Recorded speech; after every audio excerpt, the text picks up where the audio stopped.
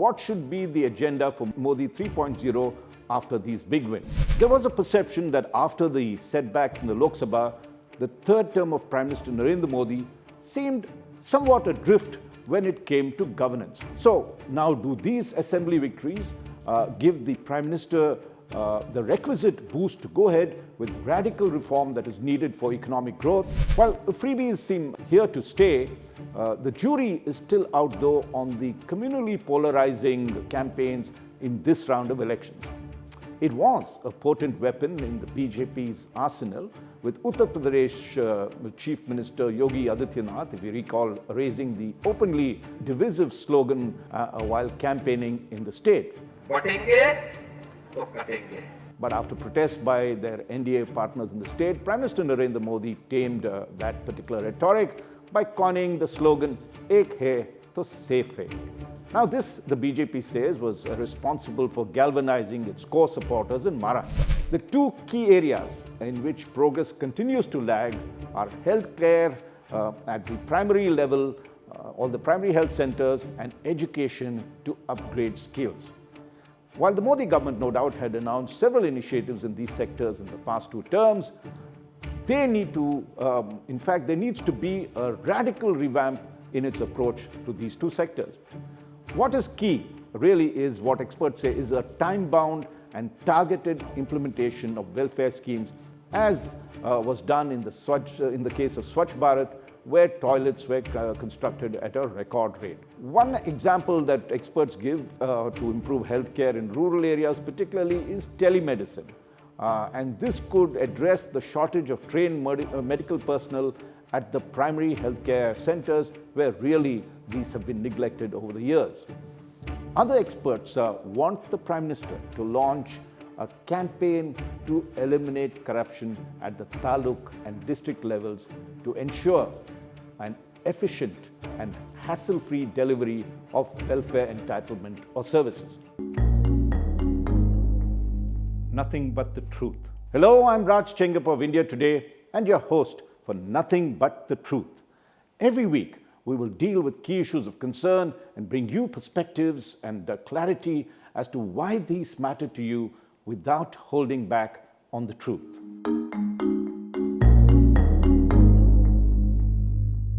Nothing succeeds like success is a very old saying that we all know. For the ruling Bharatiya Janata Party or the BJP, it's just the reverse.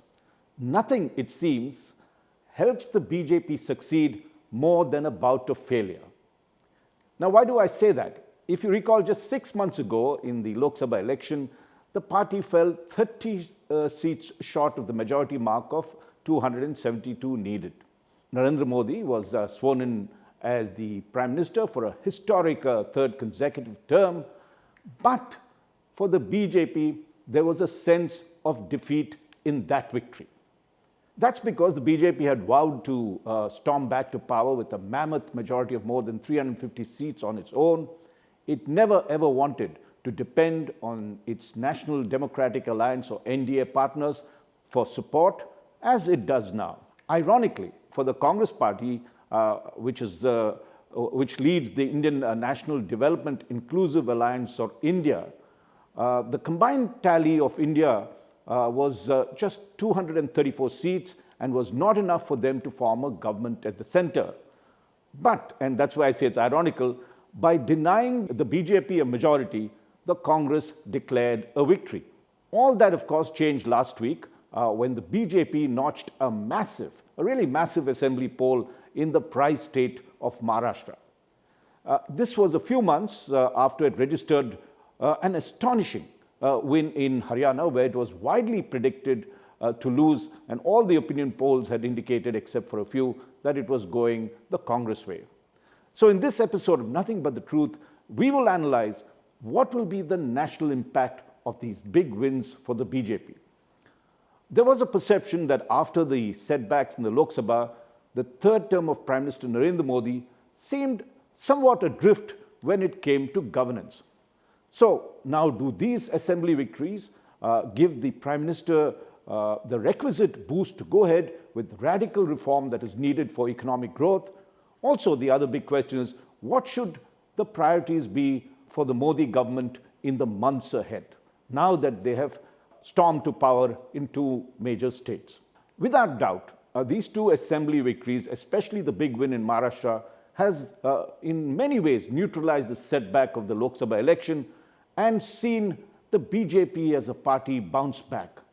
The wins are also creditable because the NDA and the BJP were able to dramatically reverse their damaging regression of Lok Sabha fortunes in these two states. If you recall, in Maharashtra, their tally had dropped precipitously, and this is a tremendous recovery they made in the assembly elections. So the first big outcome of these victories is that there was a sense of unease among the BJP party workers that their own party was on the decline after the Lok Sabha setback. Now, that sense of unease has been totally wiped out.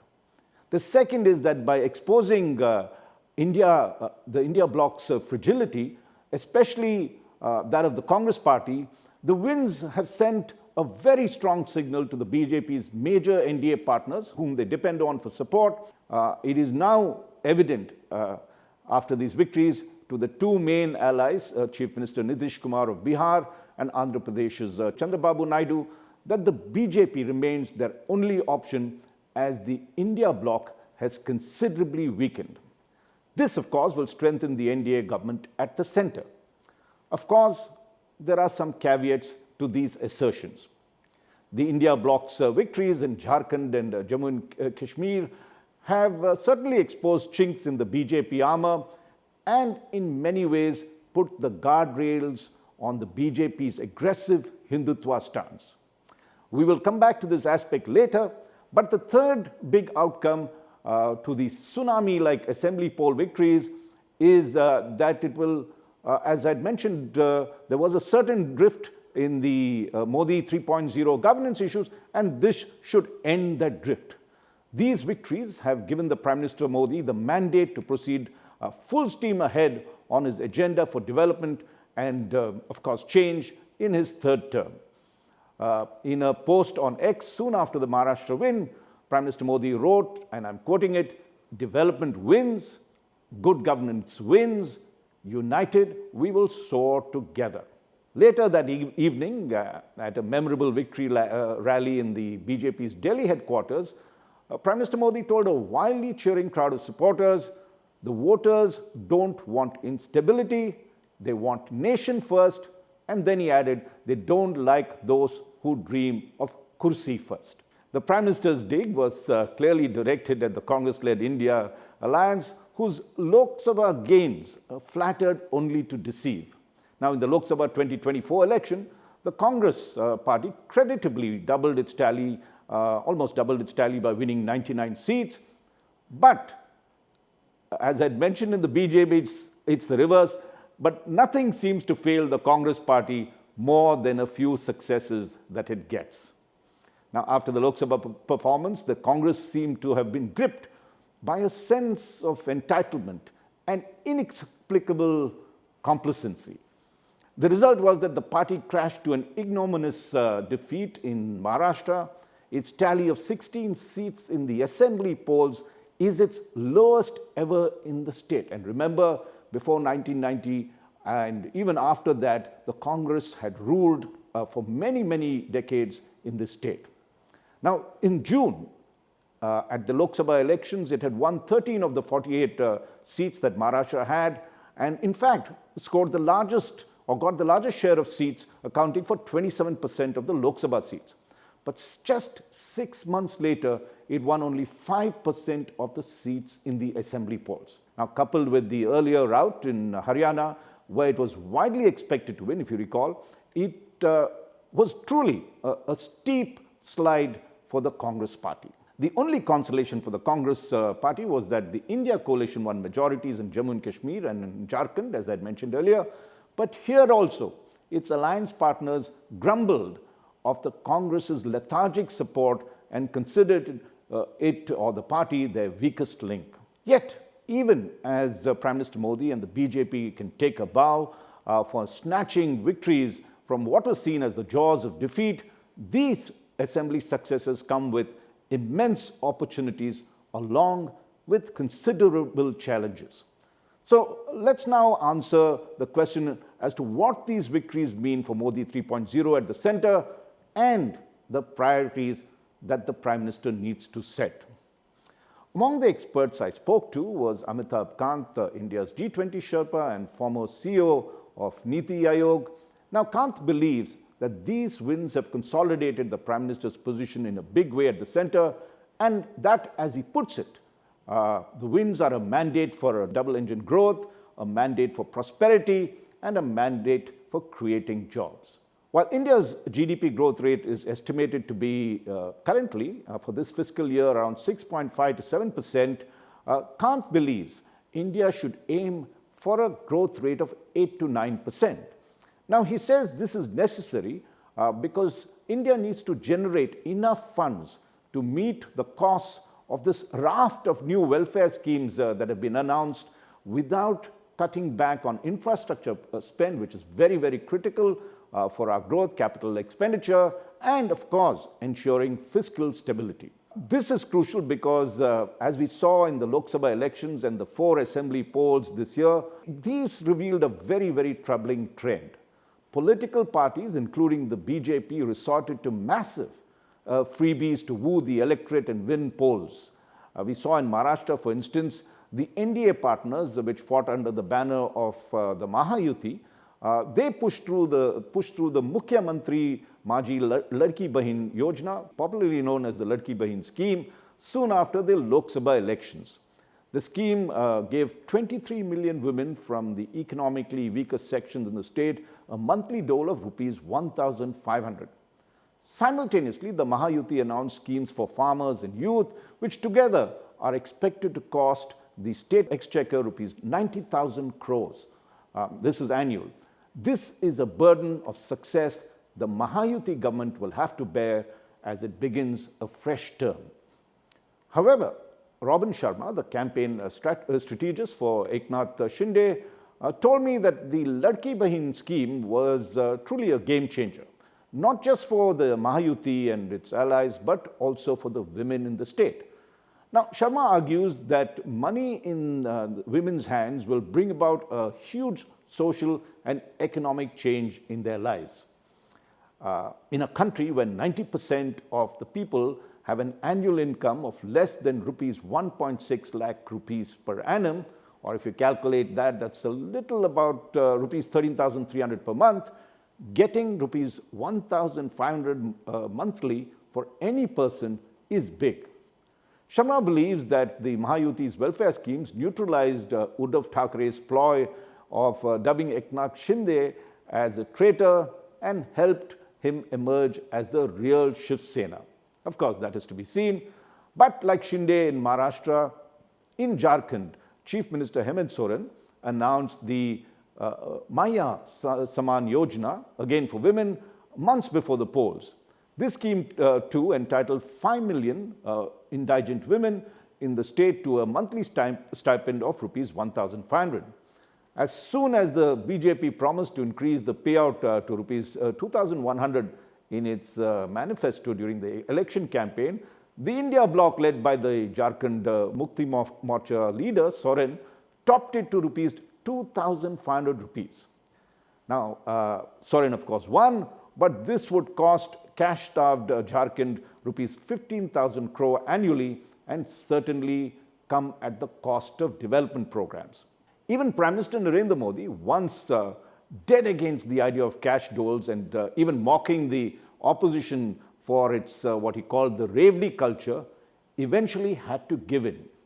In the Lok Sabha elections, if you recall, the BJP announced a slew of welfare schemes which the PM advertised as Modi ki guarantees during his campaign. These welfare schemes have now become indispensable for the NDA campaign for another reason. The NDA used these freebies to neutralize the India bloc's efforts to highlight caste and class inequalities, and as Rahul Gandhi has always done at the Congress party in recent campaigns, to push for redistributive justice. Maharashtra, in fact, was to be a crucible for the NDA's experiment, given the fact that it has major regional caste and community differences. Now, before the polls, there was a clash, if you recall, between the Marathas and the other backward classes for a slice of the quota pie. Each one wanted a reservation, the Marathas particularly. There was also differences between Dalits demanding subcategorization within the scheduled caste quota and other communities opposing it, other SC communities opposing it. Then there was the demand by the Dangars or the Shepherds, I hope I'm pronouncing that right, the community to be classified as, they wanted to be classified as tribals to avail reservations for scheduled tribes, and the other tribal communities were vehemently resisting it. Now, the India bloc, under the banner of the Maha thought that these differences would propel their alliance to power and therefore their emphasis on the entire distributive justice that was there. But the welfare schemes announced by the mahayuti proved to be a true game changer, and therefore they won handsomely while the MVA lost. Now, design-boxed Chief Naresh Arora, who was the poll strategist for NCP Chief Ajit Pawar, who did tremendously well in the campaign, beating his uncle Sharad Pawar. And Naresh Arora had a very interesting take on the impact of such welfare schemes or doles. He told me that the Maharashtra election was expected to result in a regressive caste consolidation with one caste pitting itself against the other, but instead people voted above caste lines, as was evident with the huge mahayuti win that saw support across caste groups and regions in the state. And so Naresh told me, and I'm quoting him, voters pushed for development. That is a progressive step that needs to be treasured, not trashed. While freebies seem here to stay, the jury is still out, though, on the communally polarizing campaigns in this round of elections. It was a potent weapon in the BJP's arsenal, with Uttar Pradesh Chief Minister Yogi Adityanath, if you recall, raising the openly divisive slogan while campaigning in the state. Batenge to katenge. But after protests by their NDA partners in the state, Prime Minister Narendra Modi tamed that particular rhetoric by coining the slogan, Ek hai to safe hai. Now this, the BJP says, was responsible for galvanizing its core supporters in Maharashtra. But the BJP's divisive campaign did not work in Jharkhand. Here, Assam Chief Minister Hemanta Biswa Sharma was in charge of the BJP campaign in the state and imported the threat of the Bangladesh immigrants which he has in his own state, and said that they had begun to become a menace in Jharkhand too. The Election Commission had to put a stop to a very offensive video on Muslims that was circulated by the BJP. Meanwhile, rather than fall into the BJP trap, Hemant Soren turned the tables on the BJP by saying that checking infiltration was the Union Home Ministry's responsibility, indirectly hinting at Amit Shah. He then asked why had the Home Ministry failed to arrest any of those illegal immigrants in the state so far. Overall, the larger message from this round of elections is that people voted for welfare, development, and jobs. The returns for the BJP from stoking communal issues is modest at best. Finally, let's analyze why these assembly polls are so significant and what should be the agenda for Modi 3.0 after these big wins. I spoke to a range of experts, and they pointed out that the freebie culture that we saw reflects how large sections of the poor still depend on government doles despite the impressive GDP growth levels. Now, this is something for the government to think, that if people are still dependent on these doles, there must be something serious about their economic conditions. Now, experts believe that these clearly indicate that Modi 3.0 should now double down on enhancing ease of living for people and ensuring economic growth and jobs. The two key areas in which progress continues to lag are healthcare at the primary level, all the primary health centers, and education to upgrade skills. While the Modi government no doubt had announced several initiatives in these sectors in the past 2 terms, they need to, in fact, there needs to be a radical revamp in its approach to these 2 sectors. What is key really is what experts say is a time-bound and targeted implementation of welfare schemes as was done in the case of Swachh Bharat, where toilets were constructed at a record rate. One example that experts give to improve healthcare in rural areas particularly is telemedicine. And this could address the shortage of trained medical personnel at the primary healthcare centers, where really these have been neglected over the years.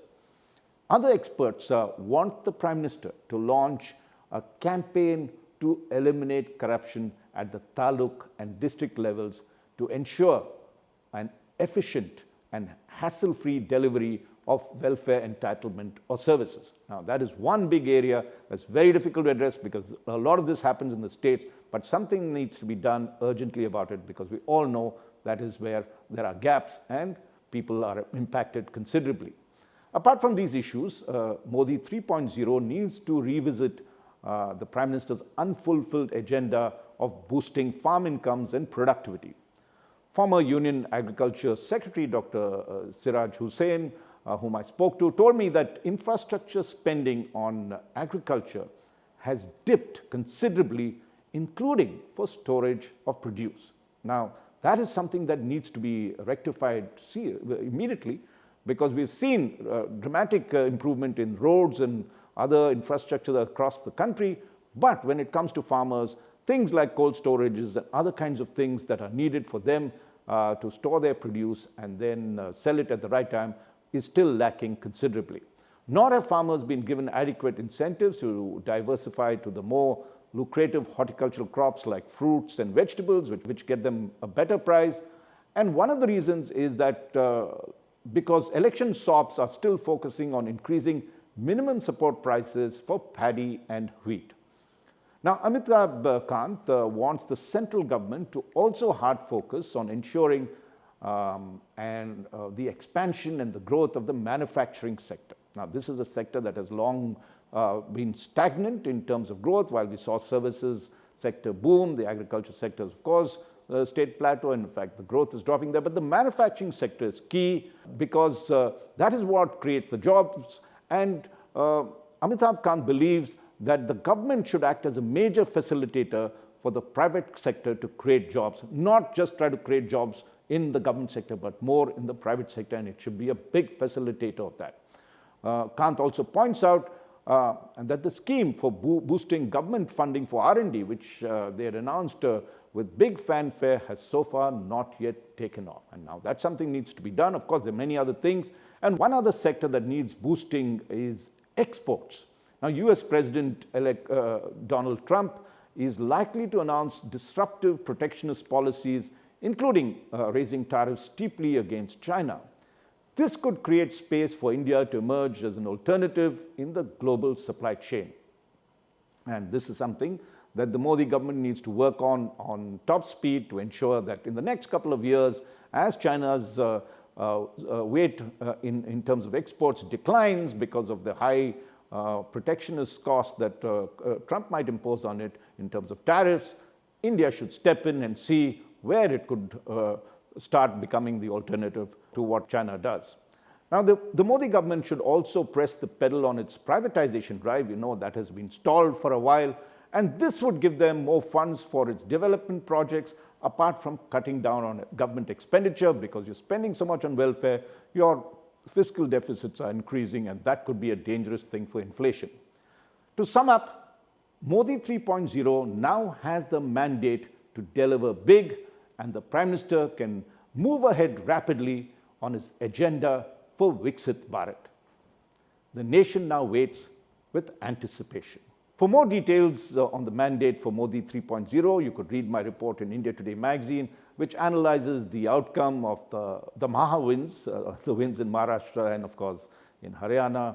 And this issue also has exclusive reports on the BJP's new playbook for elections. How did they win Haryana and Maharashtra, apart from analyzing the burden of success for the new governments in Maharashtra and Jharkhand, thanks to their phenomenal welfare spendings, or as it's known as freebies. Thank you for being with me in this episode of Nothing But the Truth. I look forward to having you with me next week. Nothing But the Truth.